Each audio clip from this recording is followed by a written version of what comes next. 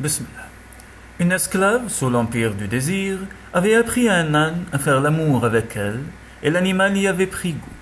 L'esclave utilisait une courge afin de contrôler les assauts de l'âne, c'est-à-dire qu'au moment de l'union, cette chienne enfilait la courge sur le membre de la bête afin de n'en recevoir que la moitié, car sans cette précaution, son vagin et ses intestins eussent été déchirés. La maîtresse de l'esclave s'étonnait de voir son âne dépérir de jour en jour. Nul vétérinaire ne découvrait le secret de cette maladie. Or un jour, par la fente de la porte, elle aperçut son esclave sous l'âne. À cette vue, elle tomba dans l'admiration et aussi dans la jalousie. Comment cela est-il possible? Je mérite cela bien plus qu'elle. N'est-ce pas mon âne, après tout? L'âne était passé maître dans sa besogne. La table était mise et les bougies allumées. La maîtresse joua les innocentes et frappa à la porte. Vas-tu continuer longtemps à balayer cette écurie? Allons, ouvre. L'esclave cacha en hâte son attirail et ouvrit un balai à la main. La maîtresse lui ordonna alors d'aller en ville, faire une course. En réalité, la conversation fut plus longue, mais nous préférons abréger ces bavardages. Une chienne avait donc remplacé l'autre.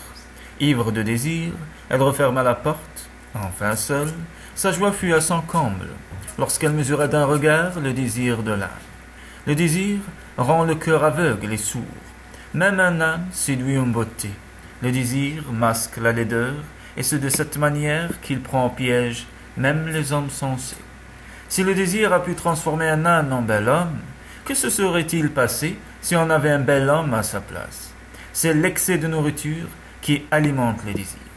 Sois sobre ou marie-toi si tu veux être raisonnable. En pleine extase, la femme attira l'âne à elle, mais sa punition ne tarda guère. Pour satisfaire son désir, elle était montée sur la tablette dont se servait l'esclave. Quand l'âne s'approcha, elle souleva ses jambes. Le membre de l'âne était comme un fer chauffé à blanc, bien dressé. L'animal pénétra la femme et la déchira d'un coup. L'écurie fut remplie de sang. La tablette tomba d'un côté et la femme de l'autre. Une mort honteuse engendre la honte. As-tu jamais vu la victime d'un âne?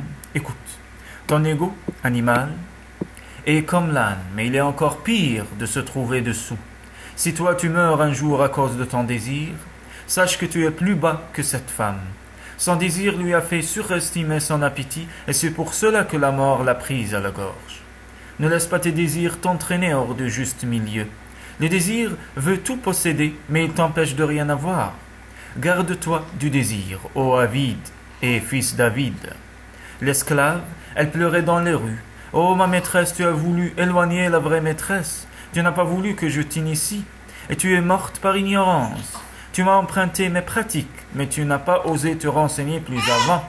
Oh, femme idiote, tu n'as vu que l'apparence et n'as pas songé au contenant.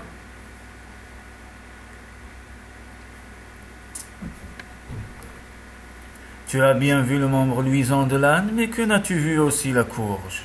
L'amour de l'âne t'a tellement excité que tu es devenu aveugle. Bien des hommes, une canne à la main, se prennent pour Moïse, alayhi salatu salam, ou Jésus, que la paix soit sur lui.